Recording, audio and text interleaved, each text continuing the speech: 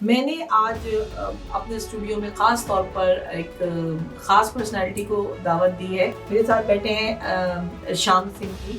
उनकी कुछ शिकायतें भी हैं, कुछ गुज़ारिशात भी हैं, उनको सुनते हैं। फार्मर्स है अभी जो इंडिया में पंजाब हरियाणा यहाँ भी बुरा हाल है कि फार्म वहाँ पे खुदकुशियाँ कर रहे हैं और जो बाकी स्टेट्स हैं उनका तो बहुत ही बुरा हाल तो है। ये तो बड़ी एक दर्दनाक सी सूरत हाल है कि आप कह रहे हैं वो तो किसान तो बड़ा मजबूर है। इसमें शक नहीं है, इसमें इसीलिए तो बेचारे वो कहते हैं मार दो, हमें गोली मार दो।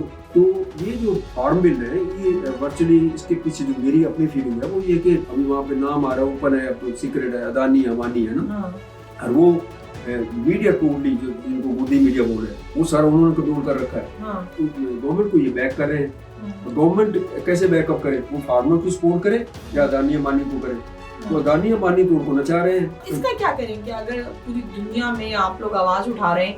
तो पूरी दुनिया में, ऑस्ट्रेलिया में भी प्रोटेस्ट हुए मुख्तलिफ शहरों में, तो अब वो अमेरिका में भी हो रहे हैं। अब ये क्या कह रहे हैं कि मतलब ये सब पाकिस्तान करवा रहा है? उसे जो जैसे आपने कवर अप करना है, जैसे मीडिया इन अदानी अंबानी कंट्रोल 100%। वहाँ तो इंडिया में होगा ना, बाकी कंट्रीज में तो नहीं मीडिया कंट्रोल कर सकते। बाहर भी जो है व्हाट्सएप जो है सोशल मीडिया में अब कम्युनिकेशन हो रही है, फेसबुक है या जो ये अपना गूगल है, तो सारी इसकी इन्वेस्टमेंट है अदानी की आर्मी में। जो जवान बैठे हैं इधर, जो सीआरपी है, पुलिस है, उनके बच्चे बैठे हैं, हमारे फार्मर्स हैं। 90% कौन से अदानी वाली वहाँ थोड़े भेजते हैं वहाँ एयरफोर्स में जाके जंग लड़ने के लिए, इनका तो एक भी नहीं मिलेगा। भाई हमारे बच्चे बैठते हैं वहाँ पे, तो वो भी कह रहे हैं कि ऐसा काम करो तो हम हमारे साथ नहीं, वो फार्मर के साथ आ रहे हैं और आना भी चाहिए। मतलब अब मुझे तो ऐसा लग रहा है कि मोदी गवर्नमेंट जो अपने आप को बहुत स्मार्ट पूरी दुनिया में शो कर रही थी, वो तो बुरी तरह फ्लॉप हो गई है ना। शाम जी, बड़ी दर्दनाक सी सूरत हाल आपने अब बता दी है। तो अब आप मुझे आगे बताइए कि आगे क्या सोचा है आपने, क्योंकि आप कह रहे हैं किसान तो बड़े कमजोर है, वो इनका मुकाबला नहीं कर पाएंगे। फार्मर्स ने अभी तक, मैं उनको बधाई देता हूँ, उन्होंने इसको पॉलिटिकल ग्रुप में बनने दिया। इसमें उन्होंने कहा पॉलिटिशियन बहुत आते हैं उसको फायदा उठाने के लिए, उन्होंने कहा नहीं, सिर्फ फार्मर्स आएंगे।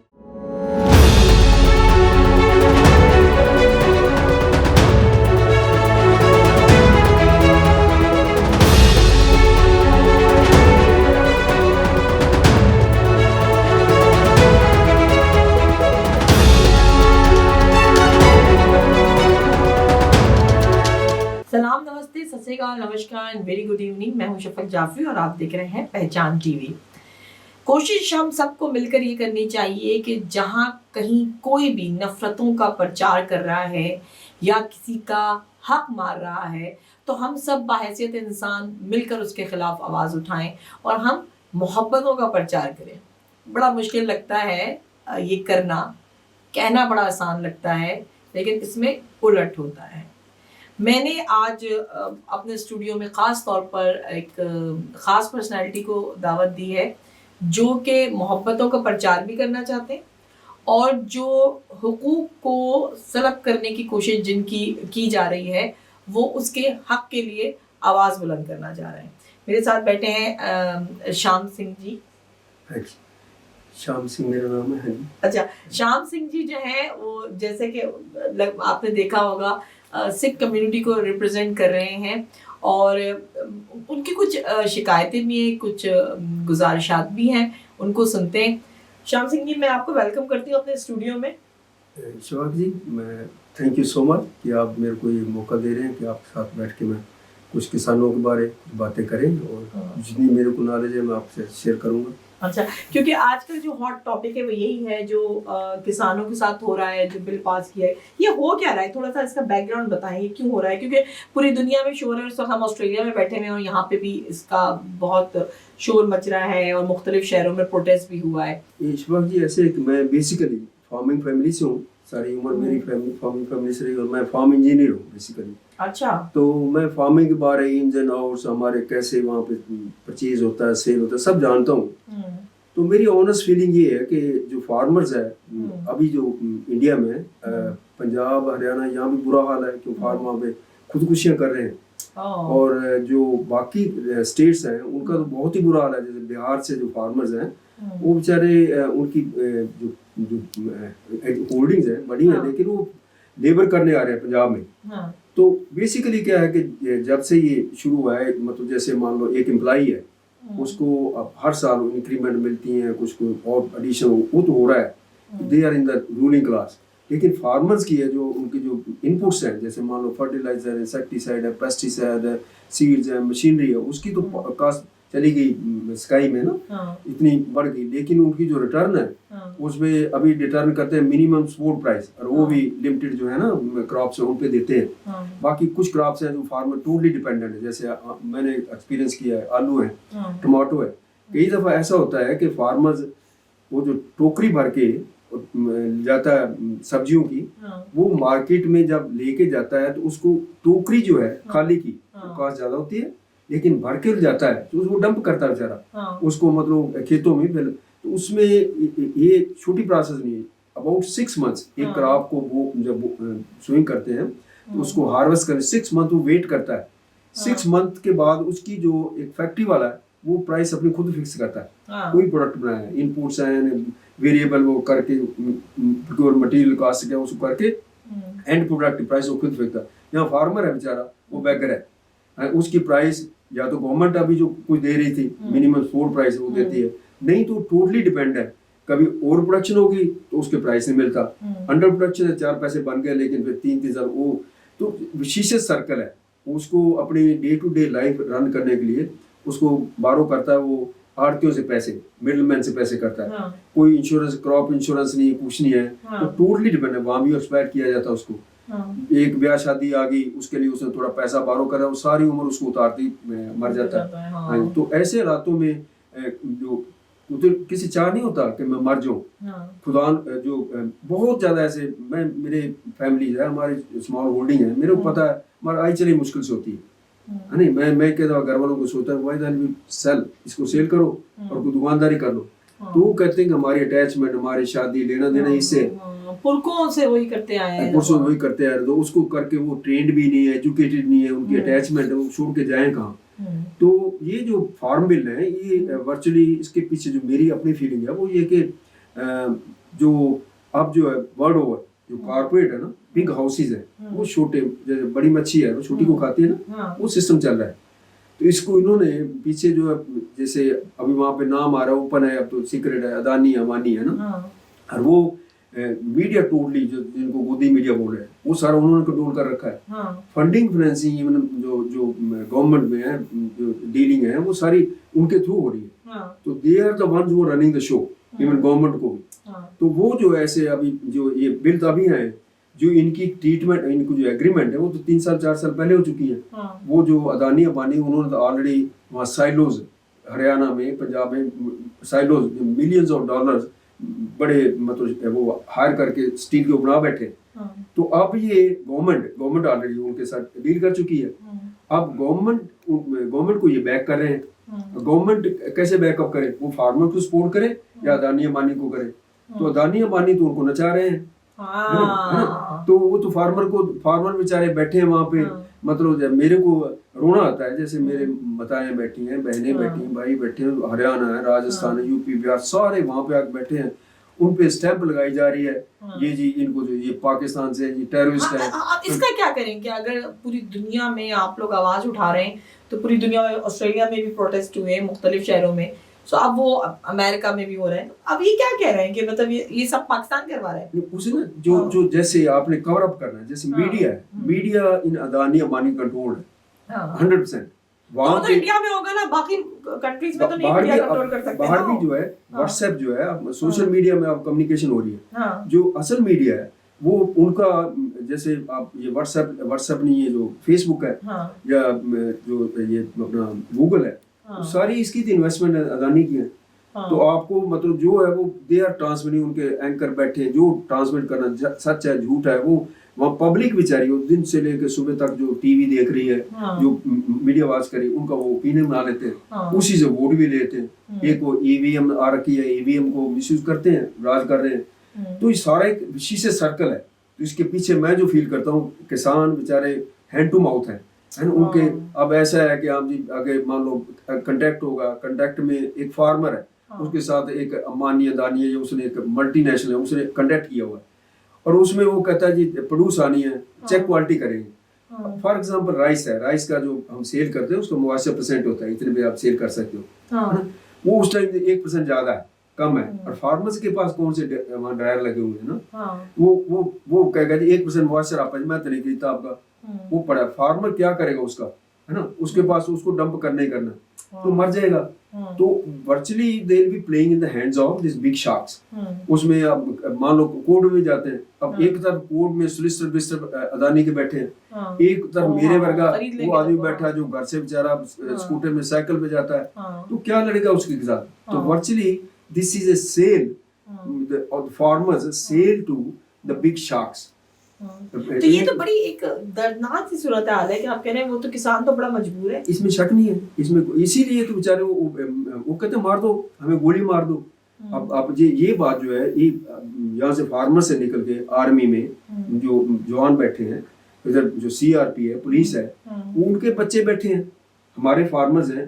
90% कौन से अदानी मानी वहाँ पे थोड़े भेजते हैं वहाँ एयरफोर्स में और जाके जंग लड़ने के लिए, इनका तो एक भी नहीं मिलेगा। भाई हमारे बच्चे बैठते हैं वहाँ पे, तो वो भी कह रहे हैं कि ऐसा काम करो तो हम तुम्हारे साथ नहीं है, वो फार्मर के साथ आ रहे हैं और आना भी चाहिए। मतलब अब मुझे तो ऐसा लग रहा है कि मोदी गवर्नमेंट जो अपने आप को बहुत स्मार्ट पूरी दुनिया में शो कर रही थी, वो तो बुरी तरह फ्लॉप हो गई है ना। मतलब वो तो अपने मुल्क का नाम भी बदनाम कर लिया, अपने जो मुख्तलिफ अक़लियतें थी उनको भी तंग किया, उधर कश्मीर में भी किया, मुस्लिम को भी किया, आप सिख कम्युनिटी के पीछे पड़ गई है, पंजाब के पीछे। तो जो देखो, क्योंकि वहाँ से मैं 78 से लेके वहाँ पे 84 में जो कत्लेआम हुआ, जैसे फेक एनकाउंटर मार के शहीद किए गए और डिसअपीयरेंसेस की हैं वहाँ पे, मतलब लापता आज तक उनके माता और बहनें पूछ रही है हमारा शायद वापस आ जाए, कहाँ आएगा?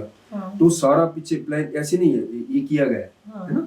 तो अभी मुसलमानों गुजरात में जो हुआ है ना, और अभी जो मान लो ये सारा पीछे क्या है, एक गेम यूज की गया, मैं उसको हिंदू कार्ड यूज करते हैं, हिंदू कार्ड यूज करते हैं। तो हिंदू जैसे मेरी नॉलेज है, जो कि डिसीजन है सुप्रीम कोर्ट का कि 2 दफा का डिसीजन है कि हिंदू को धर्म नहीं है। धर्म क्या है? धर्म ब्राह्मणिज्म है, मनुवाद है। उस मनुवाद को ये अब लाना चाहते हैं। तो उसकी हिस्ट्री में जाओगे तो एक मतलब ऐसा कोई राइटअप्स है जो पढ़ोगे तो आप दहल जाओगे कि कौन सा राज लाना चाहते हैं। बाबा अम्बेडकर ने वो कानून बनाया, उसने सारी जिंदगी लगा दी, उन्होंने इनको प्रोटेक्शन दी, ये जो डाउन टोडन है, फार्मर्स हैं, सब इनको ये बेचारे अपनी रोटी खा सके। लेकिन ये लाना चाहते हैं कि इनकी जो थॉट है ना, फेसिस है, वो जैसे मिटल है फेसिस, उसकी थॉट क्या थी कि आप 5% उनके पास पूरा कंट्रोल चाहिए, बाकी 95% है just treat them like dogs. ये हिटलर की फिलॉसफी है ना।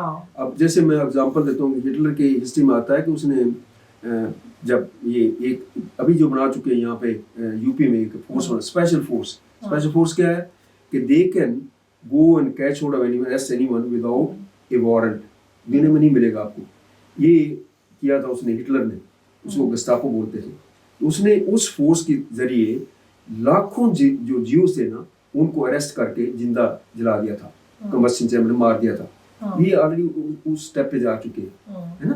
इनको जो जैसे हिटलर ने क्या किया कि एक मुर्गा ले लिया और उसके एक करके नोचे उसने, जो पंख है और ब्लीड कर रहा है। अल्टीमेटली जब कोई पंख नहीं रहेगा तो उसने उसको नीचे फेंक दिया। तो 202 गज दूर जाके उसने क्या किया, अपने जेब में से थोड़े दाने निकाले गेहूं के या व्हाटएवर, उसको जमीन में फेंका। तो जो मुर्गा था वो रैंक के दानों की तरफ आ गया, है ना।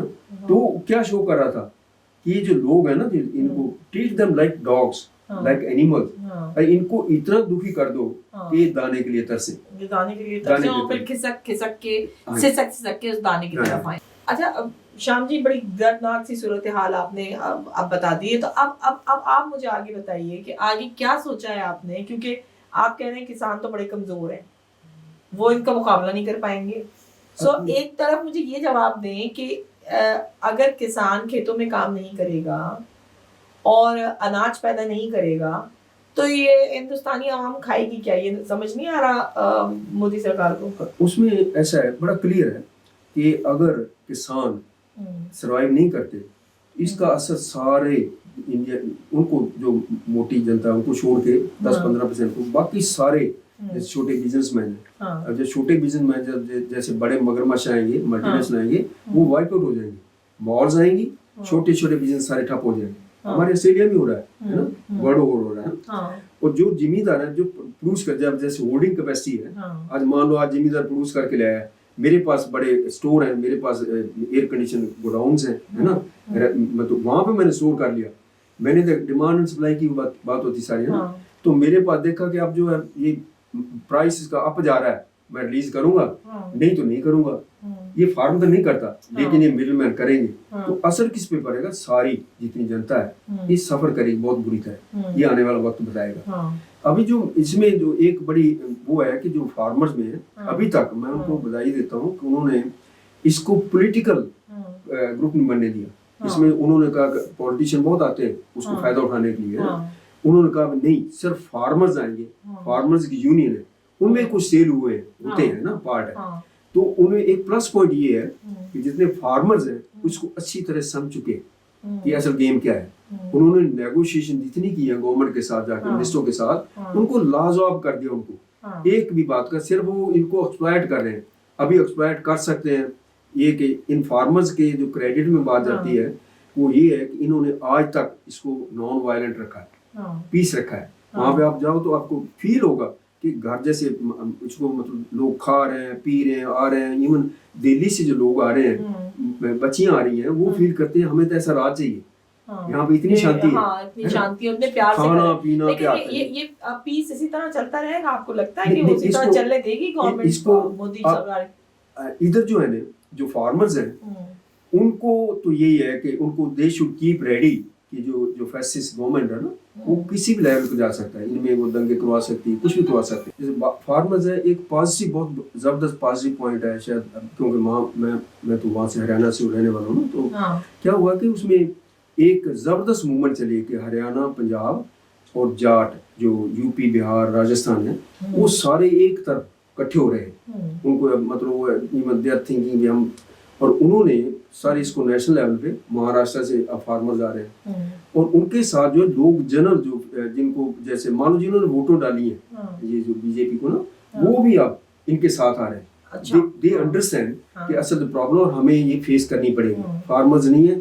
पहले वो इमेज आज भी बना रहे हैं कि फार्मर्स को प्रॉब्लम नहीं है, और वो अपने फार्मर जो परचेज होते हैं वो भी ला रहे हैं, वो अपने करेंगे कि हम नहीं जी, हम तो फार्मर इनके बिल के हक में। लेकिन पब्लिक समझ चुकी है, बहुत ही डिबेट हो चुकी वर्ल्ड ओवर, और इसका जो इसकी सपोर्ट में वहाँ पे एमपी है, प्राइम मिनिस्टर है ट्रूडो, वहाँ कनाडा से है, वहाँ पे डिफेंस मिनिस्टर है, इधर यूके, ऑस्ट्रेलिया में तो एमपीज हैं, उन्होंने वहाँ रेज किया, दे नो कि क्या हो रहा है ना। तो गुड साइन इज, अभी मैं जो फील करता हूँ फार्मर्स को ना, इसमें से फार्म बिल आए हैं, इससे पहले भी फार्मर जो है सुसाइड कर रहे हैं। फार्म बिल जो है, इनको अगर मान लो ये कर ले, बड़ी जीत है एक तरह ना, एक। लेकिन इससे आगे उनको करने का क्या है कि इनको एक नेशनल लेवल पे ना अपनी मूवमेंट खड़ी करनी चाहिए। नेशनल लेवल पे नॉट ओनली फार्मर्स, उसमें एम्प्लॉइज हैं, टीचर्स हैं, नर्सिस हैं, डॉक्टर्स हैं, जो कि दे नो कि हमें अनएम्प्लॉयमेंट, अभी जितना जो वहाँ पर बड़ी इंडस्ट्री थी, रेलवे ले लो, एयरपोर्ट ले लो, बैंक्स ले लो, वो सारे प्राइवेटाइज हो रहे, ले कौन रहा है? अदानी अंबानी, है ना।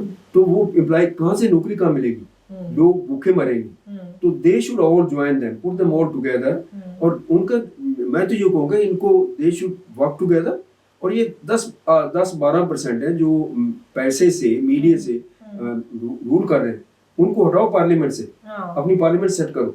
तुम बैगर बन के बैठे हो, तुम राजे बनो, और वो रूल्स लाओ जिसमें जो डेमोक्रेसी होनी चाहिए, जिसमें हर एक इंसान, हर एक किसान, हर एक फार्मर, ना उसमें कोई मुसलमान, हिंदू, क्रिश्चियन, इसको सबको इक्वल राइट मिले, सब एंजॉय करें। महाराजा रंजीत सिंह टाइम पे सब खाते रहे, पीते, एंजॉय करते रहे। मस्जिद थी, मंदिर थे, सिखों गुरुद्वारे थे।